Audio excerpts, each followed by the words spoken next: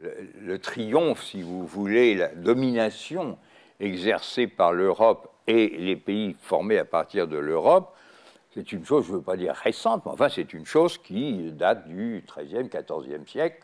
Et vous savez aussi bien que moi, ou mieux que moi, qu'avant, il y a des secteurs très importants où le monde arabe d'un côté, où le monde chinois de l'autre côté était très en avance sur l'Europe. Et ce qui fait, ça c'est un thème moi qui m'intéresse beaucoup, ce qui fait qu'ensuite la situation a complètement changé, c'est parce que le monde européen a dit ce que n'ont pas dit les autres mondes, il a dit on va concentrer toutes les ressources. Notre problème n'est pas de défendre un ensemble, l'empire du milieu, comme disaient les Chinois, ou une Oumma, une collectivité. Non, on va tout casser. On va concentrer toutes les ressources dans les mains d'un petit nombre de gens, on va les mettre sur un cheval et on va les envoyer à la conquête du monde. C'est ce qui s'est fait, si je peux dire, avec l'image du cheval. Le cheval est devenu ensuite l'avion, ou est devenu tout ce que vous voudrez, ou l'automobile, ou simplement ou l'ordinateur. Mais ça veut dire que le monde occidental, européen, appelons-le, tel que nous le connaissons, ne peut évidemment pas, on peut dire, on peut défendre l'idée qu'il a contribué, peut-être plus que d'autres, je n'en sais rien, à faire sortir l'idée d'universel. En effet, vous citiez les Grecs, on peut dire ça. Mais on ne peut certainement pas dire que tout ce qui se trouve en France, en Angleterre, en Allemagne, aux États-Unis, est par définition plus universaliste. On ne peut certainement pas dire ça. Lorsque un pays occidental colonise, peut-être il dit que c'est au nom de l'universel. Tout à fait. Mais en fait, ce n'est pas au nom de l'universel. C'est quelquefois pour gagner de l'argent, c'est quelquefois pour trouver des soldats, c'est quelquefois tout ce que vous voulez. Ça n'a rien à voir avec l'universel. Et je dirais de même, dans la société industrielle, une domination d'une classe sur une autre n'a pas grand-chose, n'a rien à voir avec l'universel. C'est des intérêts particuliers qui s'identifient à l'ensemble pour écraser l'autre, qui pourrait tout aussi bien se définir comme ayant une valeur universelle. Le travail, c'est une valeur universelle. Capital, ça peut être une valeur universelle aussi. En tout cas, les gens qui ont le capital n'ont aucun droit à réclamer d'être ceux qui pensent sur le thème et sous les contraintes de l'universalisme. Bon, là-dessus, je dirais, on peut être facilement d'accord. On va revenir sur votre thème ensuite de les universalismes. Mais d'abord, il faut entendre ce qu'a à dire Étienne Smith sur ces problèmes à un niveau général. Moi, je commencerai par Senghor qui disait que chaque civilisation a pensé à l'aune de l'universel. C'est bien l'idée que vous défendiez tout à l'instant, que chaque civilisation a en elle-même, dans sa culture propre, un horizon d'universel. Il n'y a pas une culture parmi d'autres qui aurait plus vocation que les autres à incarner l'universel. Et l'universel, effectivement, devient dangereux ou colonial quand il développe un esprit de mission, devient une espèce de messianisme où on développe l'idée qu'on va apporter l'universel aux autres.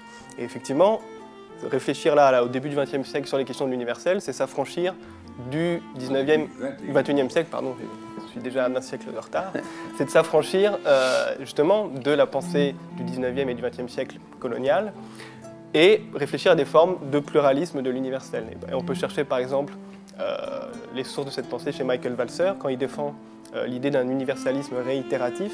C'est bien l'idée, assez proche de celle de Senghor, d'un universalisme concentrique, que chacun, dans sa société et sa culture, peut faire l'expérience de l'universel, qui peut se réitérer de façon différente dans toutes les sociétés, dans toutes les cultures. C'est jamais quelque chose qui est donné dès le départ, c'est toujours un horizon, une asymptote qu'on peut espérer atteindre et qu'on ne peut jamais définir comme étant achevé, abouti. Et donc, ce qui est intéressant, c'est justement d'étudier les pensées des autres sociétés qui, historiquement, parce qu'elles ont été marginalisées et dominées, on ne connaît pas encore assez bien, notamment en Europe, les pensées musulmanes, chinoises, indiennes, africaines, précolombiennes, leur pensée de l'universel. Et à mon avis, l'urgence théorique du moment, c'est justement d'étudier ces pensées, là où elles se trouvent, pas uniquement dans les sources écrites, mais aussi dans les sources orales, pour voir ce que ces sociétés ont à nous dire sur l'universel pour justement sortir un peu de ce provincialisme hérité du 19e siècle et du 20e siècle européo-centré, à mon avis. Est-ce que vous diriez par exemple que les Basques espagnols ou français défendent une vision de l'universalisme, ou est-ce qu'ils défendent un droit national ou une volonté d'indépendance nationale? Ça dépend. À mon avis, dans les nationalismes, et un peu dans le nationalisme basque comme dans les nationalismes anticoloniaux, il y a deux tendances. Il y a la tendance du nationalisme culturel et communautaire qui consiste à finalement reproduire les échecs et les faiblesses de l'universalisme autoritaire, qui consiste à dire voilà notre identité, elle est close, elle est définie une fois pour toutes, et on veut la défendre, on veut la souveraineté politique pour notre culture fermée. Ça, effectivement, c'est une forme de nationalisme communautarien négatif, mais il peut y avoir des formes, y compris dans le nationalisme, ouvertes à l'universel, une forme de nationalisme civique et politique qui consisterait à dire que nous aussi, nous avons le droit d'avoir comme les autres notre toit politique. Voilà, notre toit politique. Pourquoi on nous l'empêcherait de l'avoir? Et donc, à mon avis, on peut distinguer les deux au sein de chaque mouvement politique nationaliste. Il y a ces différentes tendances. Donc toujours une forme de nationalisme ouvert vers l'extérieur et une forme fermée. C'est un point de vue sur lequel on peut être d'accord, non? Oui. Vous voulez ajouter quelque chose? Oui, tout à fait. Donc, je pense que l'identitaire, paradoxalement, l'identitaire peut produire à la fois du communautarisme et de l'universalisme. Mais est-ce que l'identitaire aujourd'hui tend plutôt vers l'universalisme ou vers le communautarisme? Je pense que l'universalisme prédominant ne favorise pas de l'universalisme identitaire, ne favorise pas du pluralisme universel. Je pense que lorsqu'on va vers le monde africain, vers le monde asiatique, vers le monde musulman, pour vendre de l'universalisme, pour vendre par force de l'universalisme, on n'est pas dans une communication, on n'est pas dans un dialogue. Donc on ne peut pas favoriser la liberté de penser, et donc au sein de chaque communauté, de chaque culture, et donc sans la condition de la liberté, nous ne pouvons pas favoriser de l'universalisme. L'islam aujourd'hui, par exemple, au niveau de l'expression philosophique, au niveau de l'expression politique, au niveau de la réalité aussi, souffre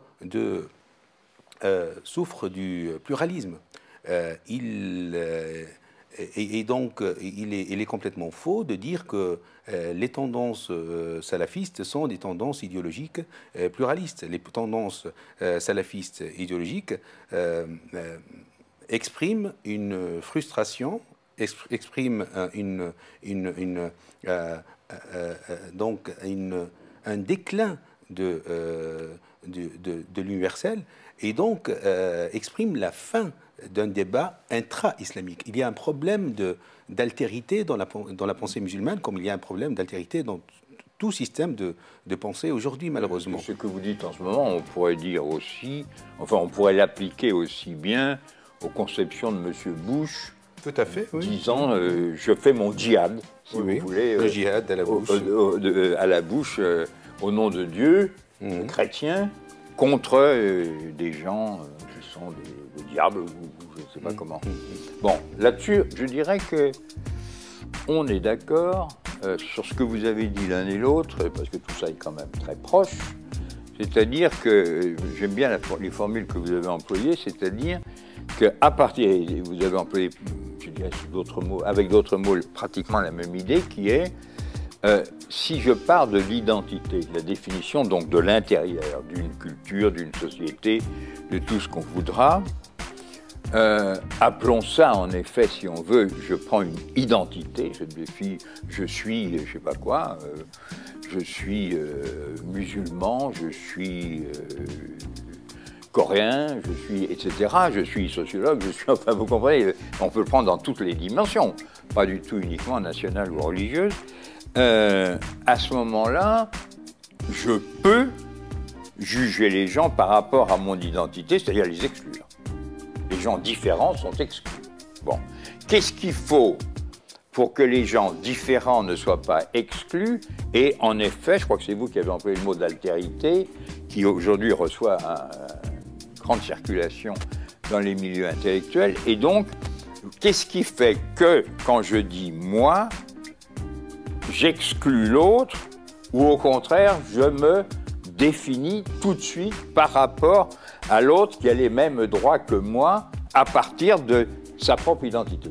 Quelles sont les conditions qui font que l'identité que A se donne et que B se donne peuvent être des facteurs non pas de rupture d'incompréhension, d'aveuglement, etc., de refus de guerre, mais au contraire peut-être une manière, je ne dirais pas réciproque, parce que ce n'est pas forcément de la même manière que ça se passe, mais que chacun est amené à se définir lui-même de telle manière que cela suppose qu'on reconnaisse l'autre aussi dans son identité et dans l'affirmation que dans cette identité, il y a aussi une tendance ou une possibilité d'universalisme. Est-ce que vous pourriez préciser votre pensée là-dessus? On pourrait, pour prendre un exemple, par exemple, le Sénégal, parce que c'est là-dessus que je travaille, au moment de la colonisation, on a eu cette expérience justement de dialectique entre l'universel et le culturalisme dans l'expérience d'assimilation politique qui a eu lieu au Sénégal à partir du milieu du 19e siècle, dans les 4 communes du Sénégal, où en fait les citoyens sénégalais de ces 4 communes, bien que musulmans, avaient les droits politiques complets et la citoyenneté française complète. À partir de 1848, ils ont envoyé un député au Parlement français. Ils avaient un conseil municipal, ils avaient toutes les institutions politiques républicaines de la métropole.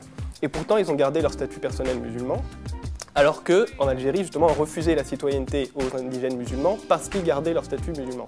Donc là, on a 2 expériences coloniales de la France, Sénégal et Algérie, complètement opposées, complètement différentes. Dans un cas, on donne l'assimilation complète et les droits politiques complets. Dans un cas, dans l'Algérie, on le refuse.